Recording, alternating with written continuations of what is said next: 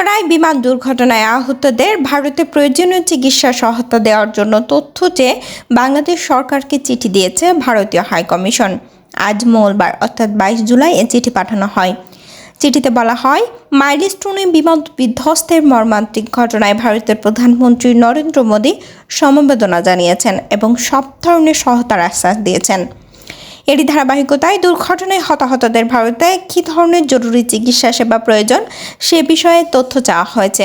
প্রাপ্ত তথ্যের ভিত্তিতে ভারতীয় হাইকমিশন সর্বাত্মক সহযোগিতা করবে বলেও চিঠিতে উল্লেখ করা হয়।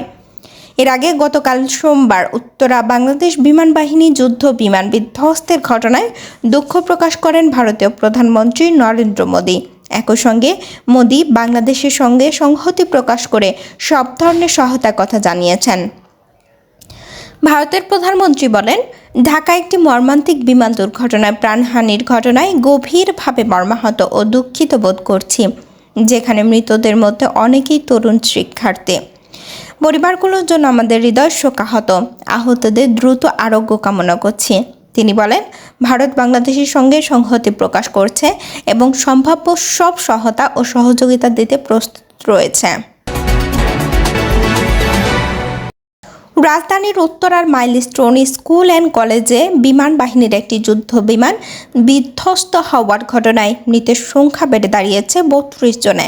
আহত অন্তত 165 জনের মধ্যে অনেকের অবস্থা এখনও আশঙ্কাজনক।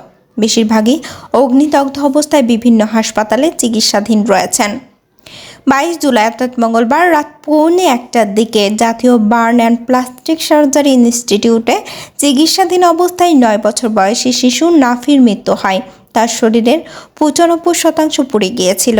এ তথ্য গণমাধ্যমকে নিশ্চিত করেন ইনস্টিটিউটের আবাসিক চিকিৎসক ডক্টর শাওন বিন রহমান। আইএসপিআর দুপুর 12টা পর্যন্ত 31 জনের মৃত্যুর কথা নিশ্চিত করেছেন। তথ্য অধিদপ্তরের হালনাগাদ তালিকায় 27 জন নিহতের কথা বলা হয়েছে, যাদের মধ্যে 23 জন শিশু। রাত বাড়ার সঙ্গে সঙ্গে নিহতের সংখ্যা আরও বেড়ে 32-এ পৌঁছায়। স্বাস্থ্য উপদেষ্টা নূরজাহান বেগম সাংবাদিকদের জানান, নিহতদের মধ্যে অনেকের পরিচয় শনাক্ত করা হয়নি। 20টি মরদেহ স্বজনদের কাছে হস্তান্তর করা হয়েছে। 6টি রাখা হয়েছে সিএমএইচের মর্গে। নিহত বৈমানিক ফ্লাইট লেফটেন্যান্ট তৌকির ইসলামের মরদেহ রাজশাহীতে দাফন করা হয়েছে। আইএসপিআরের দেওয়া তালিকা অনুযায়ী আহতদের মধ্যে বিভিন্ন হাসপাতালে চিকিৎসাধীন রয়েছেন। বার্ন ইনস্টিটিউটে রয়েছেন 46 জন, ঢাকা মেডিকেল কলেজে আছেন 3 জন, কুয়েত বাংলাদেশ মৈত্রী হাসপাতালে আছেন 8 জন, সিএমএইচে আছেন 28 জন, লুবনা জেনারেল হাসপাতালে আছেন 13 জন, উত্তরা আধুনিক হাসপাতালে রয়েছেন 60 জন, উত্তরা ক্রিসেন্ট হাসপাতালে আছেন 1 জন, শহীদ মনসুর আলী মেডিকেল কলেজে আছেন 1 জন, ইউনাইটেড হাসপাতালে রয়েছেন 2 জন, কুর্মিটোলা জেনারেল হাসপাতালে আছেন 3 জন। জাতীয় বার্ন ইনস্টিটিউটে রোগী ভর্তির মধ্যে 2 জনকে কেবিনে স্থানান্তর করা হলেও এইচডিইউতে থাকা অবস্থায় অন্তত 10 জনের অবস্থা আশঙ্কাজনক বলে জানিয়েছেন স্বাস্থ্য মন্ত্রণালয়। আরও 30 জন গুরুতর অবস্থায় চিকিৎসাধীন। চিকিৎসায় দেশের অভিজ্ঞ চিকিৎসকদের পাশাপাশি শিশু রোগ বিশেষজ্ঞদেরও যুক্ত করা হয়েছে। সরকার জানিয়েছে, আহতদের উন্নত চিকিৎসায় প্রয়োজনে সিঙ্গাপুর থেকে চিকিৎসক আনা হবে। রাজধানীর milestone school and college Uttara শাখার প্রাথমিক ভবনটি এখন ধ্বংসাবশেষে পরিণত হয়েছে। একদিন আগেও যে ভবনটি শিশু শিক্ষার্থীদের কলহাস্য গুঞ্জনে মুখরিত ছিল, সেখানে পুড়ে যাওয়া বিভিন্ন জিনিসের স্তূপ জমে আছে। পোড়া গন্ধে বাতাস ভারী, চারিদিকে ছড়িয়ে আছে ছিন্ন ভিন্ন বই খাতার ছাই আর আধপোড়া জঞ্জাল।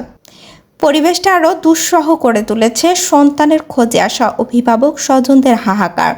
গতকাল মঙ্গলবার সকাল 9টার দিকে সরেজমিনে দেখা যায়, দুর্ঘটনার দ্বিতীয় দিনও স্কুল ক্যাম্পাসে বাতাস ভারী হয়ে আসে পোড়া গন্ধে। সেই গন্ধে মিশে আছে দুর্ঘটনায় হতাহত শিশুদের কান্না, আতঙ্ক আর অসমাপ্ত পাঠ। থমথমে পরিবেশের মধ্যে দিয়ে শুধু নিঃশব্দে কান্না করে যাচ্ছেন কেউ কেউ। কেউ পাথরের মতো স্থির, কেউ ভেঙে পড়েছেন ছেলে বা মেয়ের নাম লেখা একটি ছেঁড়া খাতার পাতা দেখে। ভবনের সামনে খোলা জায়গায় পানি লেগে স্যাঁতস্যাঁতে হয়ে আছে আংশিক পোড়া বই, আইডি কার্ড ও ব্যাগের টুকরা। এসবের ভেতরে নিখোঁজ সন্তানের চিহ্ন খুঁজে ফিরেছেন অভিভাবকরা। কেউ পেয়েছেন সন্তানের ব্যবহৃত বই, কেউ নোট খাতা, আবার কেউ আইডি কার্ডের টুকরা। তা দেখে বুক ঠেলে আসা হাহাকারে মুষড়ে পড়েছে বাবা মা। এমন একজন অভিভাবক রাবেয়া খাতুন। মাটিতে ছড়িয়ে ছিটিয়ে থাকা বই খাতাগুলো নিয়ে দেখছিলেন তিনি। হঠাৎ চিৎকার দিয়ে বলেন, এটা আমার মেয়ের ব্যাগ, এটা আমার মেয়ের লেখা, ওর খোঁজই তো পাইলাম না। এগুলো তার চিহ্ন হয়ে থাকবে। রাবেয়া খাতুনের ভাই সাগর হোসেন কালের কণ্ঠকে বলেন, রাইসামণি তৃতীয় শ্রেণীর শিক্ষার্থী ছিল। সে দুর্ঘটনার পর থেকেই নিখোঁজ। ক্যাম্পাস সহ রাতভর রাজধানীর বিভিন্ন হাসপাতালে খুঁজেও তার সন্ধান পায়নি। তাই আজ মঙ্গলবার আবারও এসেছি। একটি ছেঁড়া খাতায় তার হাতের লেখা আর ব্যবহৃত ব্যাগ দেখে শনাক্ত করতে পেরেছি। স্কুল ক্যাম্পাসের চারপাশে নিরাপত্তা ও সহায়তা দিয়ে কাজ করছিলেন কিছু স্বেচ্ছাসেবক। ভবনের সিঁড়ির পাশে তারা দড়ি দিয়ে একটি করিডোর তৈরি করেছেন, অভিভাবকরা যাতে ভেতরে ঢুকে শেষবারের মতো একবার চেনা পরিবেশ দেখে আসতে পারেন। সেখানে কাউকে দেখা যায় নিঃশব্দে দেয়ালে পোড়া দাগ ছুঁয়ে কাঁদছেন, কেউ চোখ বন্ধ করে নিশ্চুপে দাঁড়িয়ে সয়ে নেওয়ার চেষ্টায় বুক চাপা কষ্ট। স্বেচ্ছাসেবক রফিকুল ইসলাম কালের কণ্ঠকে বলেন, অনেকেই ভেতরে এসে কেবল দাঁড়িয়ে থাকেন, কেউ কিছু বলেন না, শুধু একটা বই বা আইডি কার্ড খোঁজেন। আমরা তাদের সহায়তা করছি, কিন্তু কাকে কিভাবে সান্ত্বনা দেব তা বুঝে উঠতে পারছি না। সকালে ক্যাম্পাস জুড়ে ছিল অভিভাবকদের ভিড়। এর মধ্যে অনেকের দাবি তাদের সন্তান এখনও নিখোঁজ। রাতভর বিভিন্ন হাসপাতালে ঘুরেও তাদের সন্ধান মেলেনি। তাই সকাল হতেই ছুটে এসেছেন ক্যাম্পাসে। তারা জানেন না সন্তানের ভাগ্যে কি ঘটেছে। শেষ স্মৃতি হিসেবে সন্তানের ব্যবহৃত একটি বই, খাতা, আইডি কার্ড বা ব্যাগ স্মৃতি হিসেবে খুঁজে বেড়াচ্ছেন তারা।